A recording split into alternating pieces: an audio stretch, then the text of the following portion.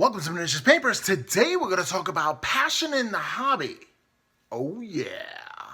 But before we get into our topic of the day, the first thing we're going to go into is our hobby progress, right? So it is the summer, so I had a little bit more time, although I'm taking 2 college courses. I just finished one, and I'm still working on the other one. Actually, my last college course that I'm going to need to take. State of Maryland requires me to take an additional course in addition to all my certifications, so to maintain certified. So there you go. I wonder if it's certified or certifiable. I think it's certifiable. All right, so I had a little bit of extra time. I got to finish my Garden of More, which is over there. Now, I'm going to do a showcase on all the miniatures and all the stuff that I've been doing while the computer has been broken down and while the new computer is getting processed. So I'm actually going to do showcase videos in order to relearn or actually learn how to use Adobe effects and all these other things. The program, I have the Creative Cloud, in which I'm going to get into OBS as well, and learning how to use Microsoft operating systems again, because I've been such an Apple user for so long until that fried. Okay, so getting to learn that is going to be a learning curve, so I'm going to do showcase videos on the stuff that I've been doing while the computer has been broken, and the new computer, I've been saving for it. I've been going to put it together. I'm waiting for the graphic card to come in. I'm waiting for the graphics card to come in, but it has not come in. And I am going to get something for the Computer Hobby Progress in just a bit. It's over there, so you have to bear with me. I'm actually going to run over there and come back over here because, I don't know, don't cough, right? Anywho, I started my project. I finished the Garden of More, so that is complete. That was really great. I finished Stormcast Eternal. I have to do the Forest Riders. The 3rd class is coming up. That means I'm going to be finished with that warband. And it's been taking me so long because I hold my class every other week. And every other week I was just doing one miniature. And it's been driving me a little because I really wanted to finish the warband a long time ago. And I haven't. So I don't know if I'm going to continue doing it to that effect. Or maybe I'll do something else from start to finish when it comes to painting things up. I might do a Space Wolves class. But that's this Saturday. Let's talk about some hobby progress here. I started Wolf Lord Crumb.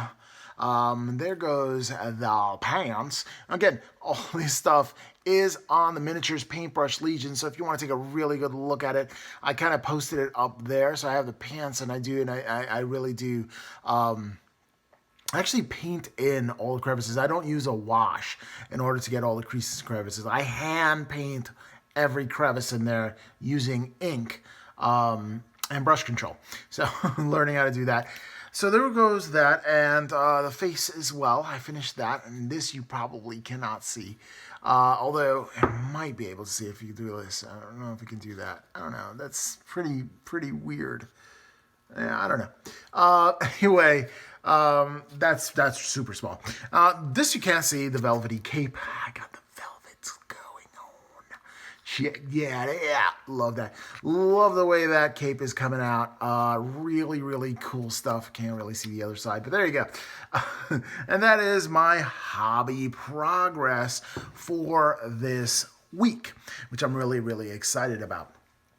All right, so I can't do a question of the week if I didn't have any questions. And so far, I haven't had any questions. So please, if you want to be featured on the Miniatures Paintbrush next week, then leave a question in the comments below, and I'll consider putting you up on the air and answering your questions. That's what I'm here for. So no question of the week. I do want to talk about last week's topic a little bit, about depression and wargaming. That is going to be a jump off. It was very positively received, and I think it's an issue that really needs to be expressed and talked about more. And I really want to, once I get the computer started, to interview people about depression and wargaming and really get into that and really start a voice and maybe start a movement. That way you could be a little more, sensitive to each other. I don't know, respectful of each other. I don't know, just something to build a community. At least be aware that that thing exists, and this could be an outlet for it. I mean, one of the quotes within the comments said it was very cathartic, and it is. Painting is very cathartic, and I love it. Plus, there's community in the gaming, which I love that comment. I might do a comment of the week, but I did not write down the name of the commenter. Check last week's video. Epic. He is on there, and I will give you credit, sir, for writing that. Or madam. I don't know. I assumed. Sorry. All right. So,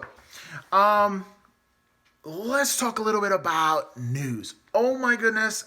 Have you seen Warcry? I've seen Warcry. I've seen the way they explained how to play Warcry, which was pretty simple. I remember them doing a playthrough of Shadespire, and it seemed just so long. It was very, very long.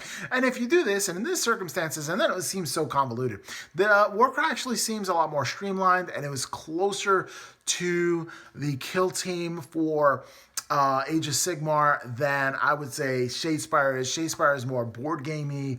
So let's talk about it. So we have Beastgrave coming up, and I am super excited, and I really need to get the Nighthaunt Warhammer Underworlds warbands painted up, because I haven't done that. I would really like to finish that as well. And there's a couple of warbands that I'd really like to get in as well. Hopefully they have Maggotkin of Nurgle. I would definitely pick up some Maggotkin of Nurgle.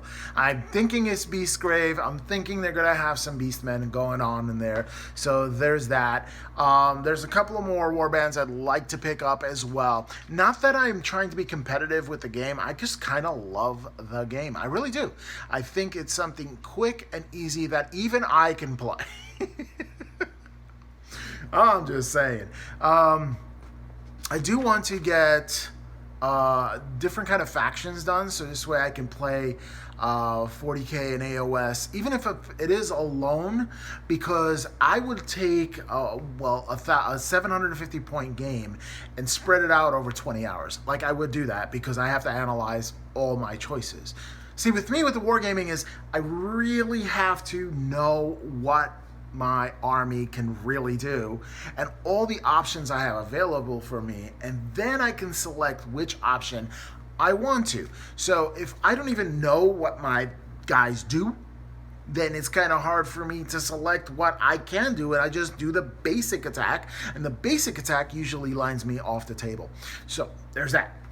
Also, I have to learn synergies and stuff like that. But I have to get more experience, and in order to do that in an environment where I'm not getting cleaned off the table, then I have to play an ultra long game, and nobody wants to play an ultra long game. Nobody does. I mean, very few people have 10 hours.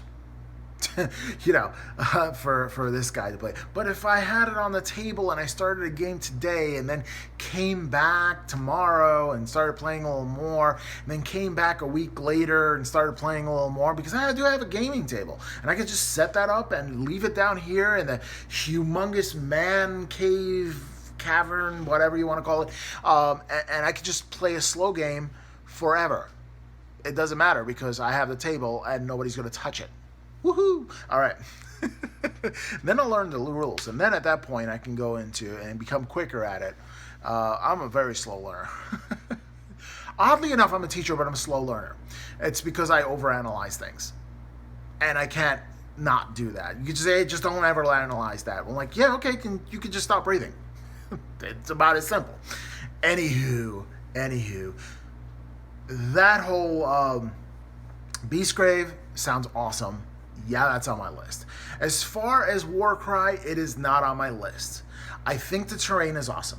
It's not on my list because I don't have the time to play it. I don't have the time. I barely have the time to play any of the games. I do have time to paint. That's easy. I can just come here and paint. Done. But in order to set up something where schedules meet and you can meet the person and it works for everybody, and that is really difficult to do. Especially when you get older.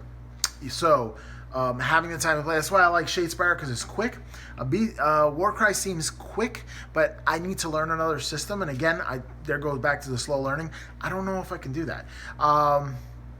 Seems simple enough.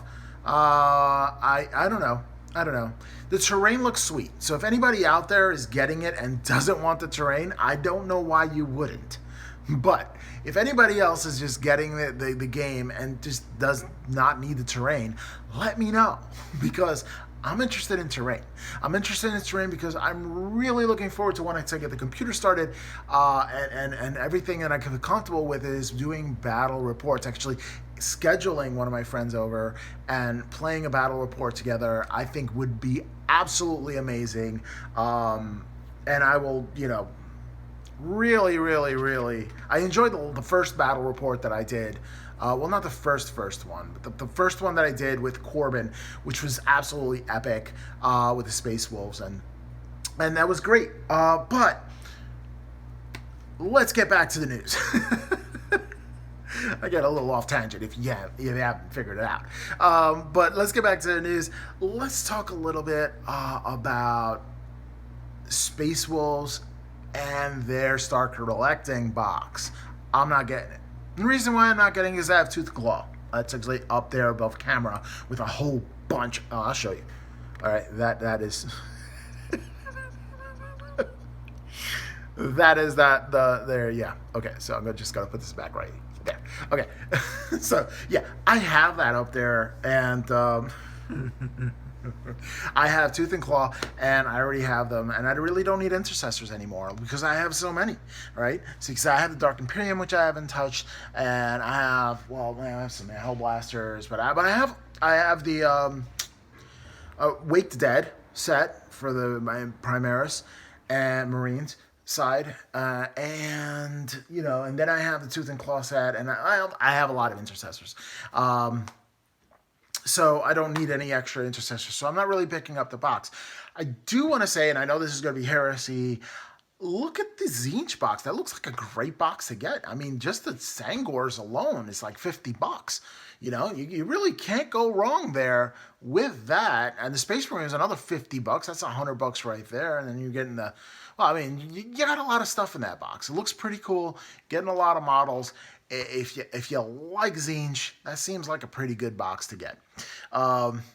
Really like that. So many things going on. So, yeah, really, really like the terrain for Warcry. It seems like a great game. It seems like, I don't know, there's symbols. If you want to be like a play down AOS, you could do it a little differently, I think. But Warcry seems like a happy medium, somewhere in between, quick and easy to play. You're using rulers instead of a board, so if you don't like Shadespire because it has a board and you're not collecting cards and you're not really into the magic scene and with the card collecting and stuff like that. Again, it only turns into that if you're competitive. Then, yeah, Warcry is for you, and it does look phenomenal. Those minis look great. I do not like either of those factions. That's my big turnoff right there, honestly. Because if it was like Nurgle or some existing faction that I have already, if it was the bird people, I like the bird people. If that included in the starter set, then I'd really start considering it. But as much as I like plastic, believe me, I like plastic. I don't want to run out of life before I finish all the stuff that I have. So I have to take that into consideration. So news-wise, a lot of exciting things coming out. Some of the things that I'm looking forward to, obviously, if anything for Death Guard comes out above and beyond what's out there, I would be happy. Magakin of Nurgle. Death. Something with Death is brewing. I don't know what's going on, but I have a feeling that something is coming up with the Death faction again, because we don't have enough. We need some more, right? So, I don't know. I just get the feeling. I don't know why. Something is stirring up in me. Like, I don't know. Just a guessing, really. Alrighty, so that's enough about the news. And I'm really excited that they actually have news for me to bring to you, at least in a small quantity. Sorry I can't really go onto the pages and show you, step by step and like walk you through everything that I'm seeing on the news when it comes to Warhammer. But unfortunately, computer still not up there. So waiting for a graphics card. Computer hobby progress transition. Okay, so waiting for a graphics card. So, like I said last week, I've ordered a super version of my graphics card, RTX. It's a gigabyte. Really nice card. It's a super version again. Just came out into the market. And I paid the same price as I would the older version of that card. So and now it jumped up in price to, I guess, supply and demand, right? Jumped up in price $100 more than what I paid for it. So, but the thing about that is that since they're trying to demand is so high, they're trying to ship out so many things. It's taking a while for them to process the order and then ship it out to me, but it should be coming this week, maybe tomorrow, which would be phenomenal. Right? So there's that. Working on a new project. Oh, no, computer hobby progress. I'm going to have to step out here and show you something. So I'm going to be right back. I promise. Okay. Come right back. I told you I was quick, right? I was quick. So I picked up, not necessarily for my computer, but definitely for the channel. Picked up the Tascam DR 60D MK2. And some of you are like, what's going on with that? Well, I'm going to open it up. All right, so this is it right here. I'm going to open it up for you guys and show you what it is. So this is a recording device. So it's inline recording device. There's that manual there, which I know I will read from stern to bow. I guess that's how you do it. I don't know. My father was a Navy man. I was never in the Navy. But my father was served in World War II. So I'm going to... Okay, so I'll let you know what this is about. So what this does, okay, is this sits underneath... Oh, look at that. Oh, new electronic smell. This does is it sits underneath the... camera. The camera seats over here, and then I just plug it to the bottom to my tripod or something like that. And what I can do is I can actually put an input for the camera and for my Rode mic that sits on top of my camera, and I can record the audio separately. And what I really like about this, it has phantom, for the audio files out there, has phantom power right here. So I can connect phantom two phantom mics into it, which is hypercarthoid. Like, I'm really getting into the audio files right here. That means it catches my voice right here and nothing else. So if you hear like things in the background going on, you will not hear them. You'll just hear my voice. It's like those channels who have buttery, rich voices that you really hear clearly. Miniac comes to mind with his Audio Technica mic set up, hypercarthoid. Really nice mic. Tabletop Minions coming up with a really nice mic, going a shotgun right into there. Also uses, or used this at least. I remember videos where he advised me on my lighting effects, and then also recommended which lights to use, but that was back then. Also recommended to use this as well, Tascam. And I've been debating about my audio, but right now this is supposedly a game changer. So I can set the bass, the treble, and I could really set the dynamic range. So there was a time where I did videos, right? And in the beginning of the video, I was like, welcome to Miniature Space, and I was yelling, and the voice spiked. I can control that with this. So even if I get excited, it should be able to, like, I can level out, so this way the voices won't spike and I can keep it natural. At least that's the hope. And then, you know, just set the peaks. But yeah, I could definitely set a whole bunch of stuff. I could play it, rewind, record, dual, 4-channel, quick, mixer, right? So I got that, right? So I'm going to get the Creative Cloud as well. So after even going through all this, I can put it through another program and filter it even more. But if I have a great bass sample of the audio, I could really push my audio to the next level. So this way you can hear crisp sound. I think Luke's APS also has very clear sound. I think also. So I want to get into that range, and when doing YouTube, some people just listen to it on the way to work or something like that, and the audio needs to be spot on. You need to bring it with the audio. So this is going to help me bring it with the audio. Whoop, whoop, whoop, whoop. So my tech hobby progress. Whoop, whoop. All right, anyway. I don't know why I do that, but I like it. But I'm just really amazed that I got that. And I got a memory card with it, and it also came with headphones. It was great. I got it on Amazon. So really, really cool stuff. So really, really bringing my audio into there. So there you go. I had to go and get that and show you guys because I was really, and girls, I was really, really excited about getting that and upping my audio game as well. All right, so... let's get on to the topic of the week, which is passion. Now, I know a little bit about passion because I am passionate about the hobby. I am passionate about teaching. I am passionate about helping others. I am passionate about helping those that are in trouble, I guess I could say, or those that are hurting, or those that are in pain. I feel empathy for them because I've been down roads like that myself, and I use that pain in order to relate to others and help others through it. So let's talk about passion for the hobby. Okay, so I love this niche hobby that we're in with miniature painting and miniature playing, I guess, because you could say wargaming, but then you got, your Warhammer Underworlds, which I don't know, that's like wargaming or board gaming, or I don't want to call it, but let's say miniature wargaming to encompass all the games that, Games Workshop and Malifaux and all these things.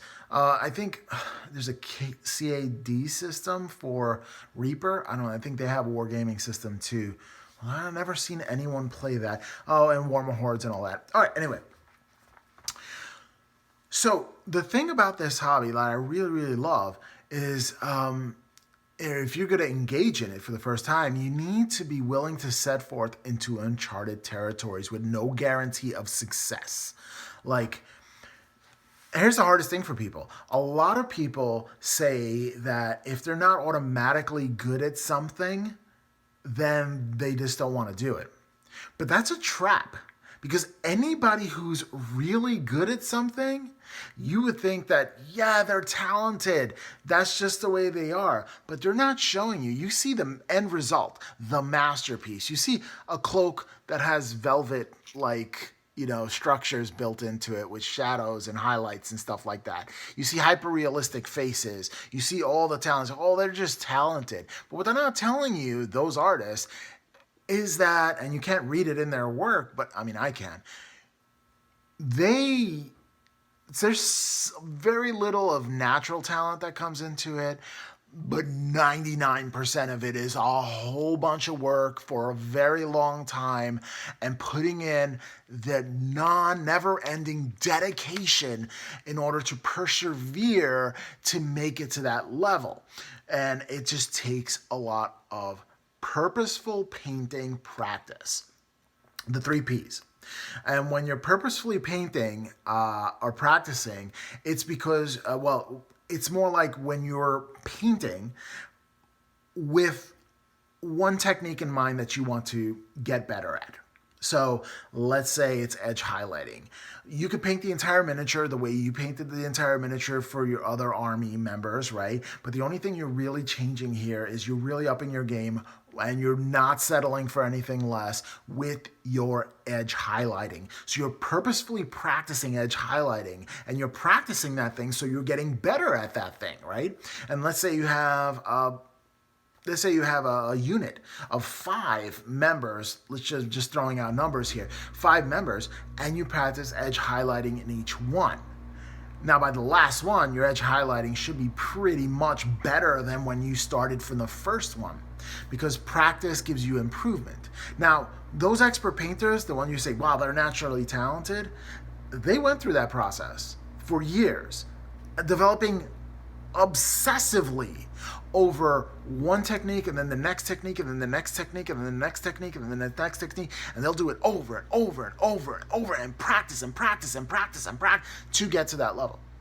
So it's not like an overnight success thing. They weren't born with a toothbrush. They weren't born with a Series 7 in their mouth. All right. Love that thing. All right. Love my Raphaels too. I love a lot of high-end brushes for what they do. All right. So being willing to set forth to uncharted territories with no guarantee of success. Are you going to fail? Yeah, you're going to fail. You're going to fail. And failing is an opportunity for feedback. Failing is feedback. I'm going to challenge you to say that. Failing is feedback, okay? Because if somebody says to you, oh man, there's something just not right about that. It's like, what do you think that is? Well, I don't know. I don't think that red is really distracting from everything else. Like, that's popping back at me and I'm like, all I see is the red. Feedback, right? Now you know the next time, you cut down on the red a little bit. Is that miniature that you painted with all the red bad miniature? No, that's helping you learn. So it's not wasted, right? So failure is feedback. One of the things Mr. Vince Venturella also proclaims, and I completely embrace, because I have so many people around me that do not play this game and barely understand why I paint little figures. Right. Some people called it, well, one of my students, I think, say, oh, you're painting your Skylanders? I'm like, no, that's copyright. No, I'm not. All right, I'm not painting that. All right, so they just don't understand it. And if you say, hey, this is what I did, what do you think about it? To one of the people who do not even understand the hobby or anything to it, they will give you their honest, raw opinion. And that honest, raw opinion is so valuable, because then he's like, well, I don't like it. Well, what don't you like about it? Well, I don't like this. Or, wow, that's flippin' amazing. Everybody wants to hear that. The only thing about the comment, wow, that's flippin' amazing, that's dangerous, is what else can you prove upon? I mean, you're not perfect. Nobody is there, right? Nobody. I mean, you can get the greatest artists in the planet, and they're not perfect, right? They're always improving on something, and that's part of the art. The art isn't achieving perfection. The art is pursuing it. So there it is. That's the art. So give your miniatures to somebody who doesn't understand anything about miniatures and ask their opinion about it and get that feedback. Don't be afraid of the feedback. You're not going to be automatically good at something. That doesn't exist. Not that I know of. I mean, that 99.9, there's an exception to every rule, but it is so far and few between for everybody else, for the 99%. That's not going to happen. You're going to have to work at it obsessively. All right, so now, as miniature painter, and this is the coolest thing about miniature painter in this whole niche, that I think, we tend not to care about public perception as much as we are proud of the mini to paint. Like, we're proud that we get to paint minis, that we're making progress. We don't go out there for approval, although Facebook, Pinterest and stuff like that, which approval feels great. I mean, I'm not gonna lie to you, it feels amazing, especially when you're acknowledged by other people, especially your peers who are really good at painting miniatures and stuff like that, say, wow, that's flippin' amazing. I'm using that flippin' stuff. All right, so, but, we don't care about the public's perception as much as we are proud to mini paint. And a lot of us are fiercely proud of the fact that we mini paint. We don't try to hide it, especially if you're a wargamer. I think this back here is kind of hard to hide. There's a lot of stuff going on back there, right? And every one of us that paint has some kind of, they say, the wall of shame or the armoire of shame. Scott, I'm referencing you. But, they say closet of shame or basement of shame or whatever shame. It's not shame, man. I'm not embarrassed that I got all this stuff. This is just future content for me. So I am loving it. And I love painting. So I'm not in a rush to paint any of this stuff. I'm enjoying myself. It's cathartic. It's healing. It's a great feeling, and then getting feedback and improving. But sometimes, honestly, when I'm painting, sometimes I want the feedback, And then sometimes I want my ego stroked. I know I'm human like everybody else, right? I just want people to say, wow, that's cool. And I'm like, yay, that just instant gratification. But sometimes I'm really looking to improve. And if you're going to improve, you're going to need that failing feedback. You have to fail in order to get feedback. You have to do something wrong in order for somebody to say, ew, I don't like that, right? So fail forward, I guess. Somebody else said that. I don't know who, but it just stuck in my mind. All right. So I have a secret for all of you guys and girls. All right, here's the secret, right? Okay. Many painters don't always like what they're painting. All right, so now we got that secret out of the way, right? Sometimes you get something in a box set and you didn't want to sell it off because you wanted to try something new. And then you paint the first miniature in there and you got 4 other ones and you didn't like the first one that you painted, like it wasn't an enjoyable experience. But if you're like me, I started something. And I'm really big on finishing things that I started. So I'm going to have to paint the rest of them. And I'm not enjoying it. But that's okay. It's okay because it's okay to get out of your comfort zone in order to improve in areas you never even thought you needed to improve. Okay? For me is corn. I do not like the faction. Like I don't think there's any model in the faction.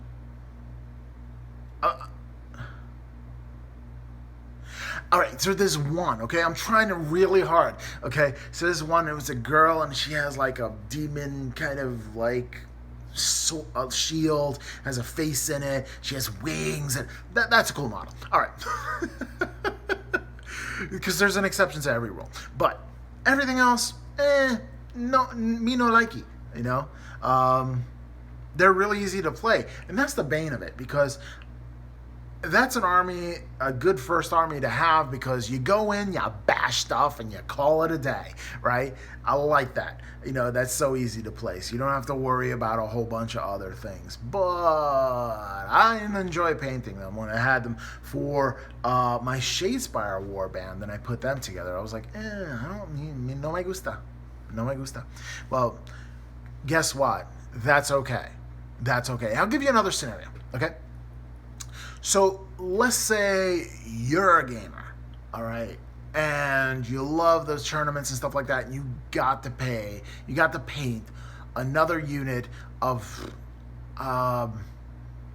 whatever it is. Like I know a friend of mine, Scott, at your hobby place, who's painting Gene Stealers, and the Gene Stealer cult, and there was just a certain model, the one with the flailing arms and stuff like that, he did not enjoy painting at all. He told me as much. It's like, I just had to get through it and get it done. It's done, it's over with, I moved on with my life. Sometimes you're going to paint stuff you don't like painting, and that's okay, because that's part of the hobby, branching out in areas where you're not comfortable at, and pushing your comfort zone means improvement. When you push out of this little box that you're in, this is what I can paint and this is all I'm going to paint, then you're never going to grow out of that little box. You got to get out of the little box so you can get better. That's how it works, So we're not always passionate about everything we paint. So sometimes you lose motivation because you're not passionate about the thing that you're painting. To keep your passion for the hobby alive, find as many ways as possible to incorporate your other passions into your work. I've seen Super Mario Brothers screens on one of them jet bikes. It's the wildest thing, right? So they're incorporating something funny into their model, and you're sure models, you can do whatever you want with them, right? So I thought that was cool as all get out. They're incorporating their love for video games into the wargaming hobby. I think that's amazing. Some people who study classical art and painting classical art, I've seen really a Van Gogh done on a shoulder pad of a knight. right? So that's just amazing that you can bring the love of classical art, being classically trained as an artist, and painting a miniature, and just like putting them both together. So finding ways in life to incorporate those things and start thinking about how can I incorporate my other passions, whether it's video games or hiking or painting or sketching or photography. How can I incorporate those talents into my hobby? And if it's photography, it's great because you can take pictures of the minis. You can do like weird lighting effects with them. Put them out in the wild, so to speak.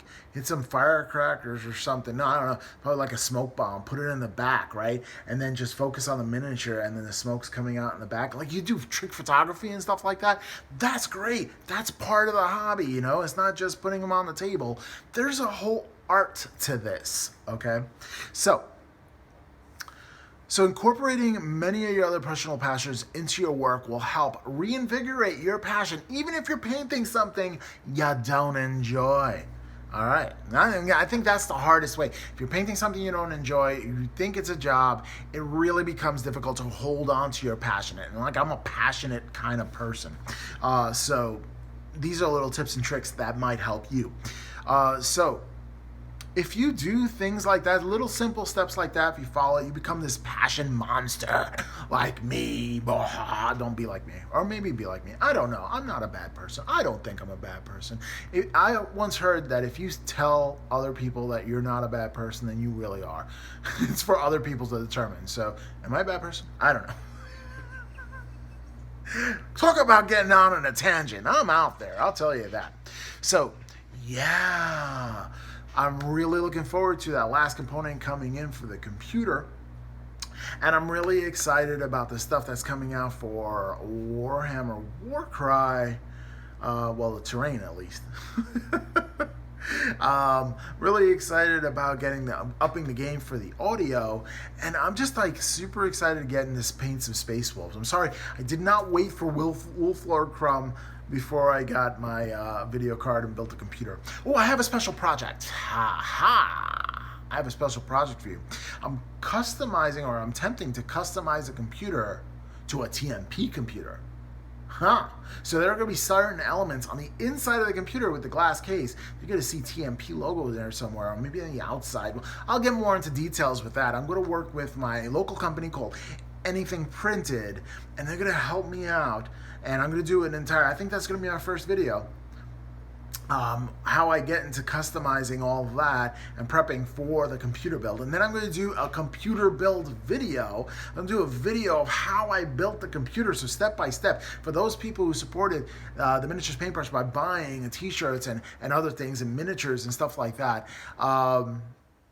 this is your opportunity to see where all that went to in order to create this, I guess, overdone computer? I don't know what they call it.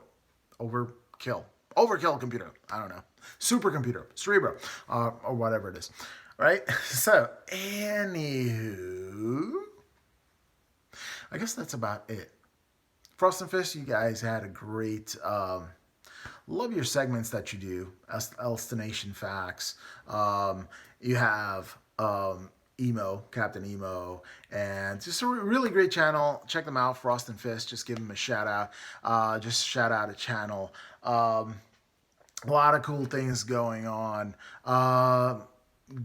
Painting Chick, I think it's called. Gamer Chick. Just a new channel I'm looking into as well. I want to give shout outs to other people who are struggling, trying to get their channel up there. All right, well, hopefully this gets him motivated and gets those creative juices going with a little bit of advice and makes you the passion monster that you deserve to be. And if you like this video, like, share, comment, and subscribe, and we'll catch you next time on the Miniatures Paintbrush.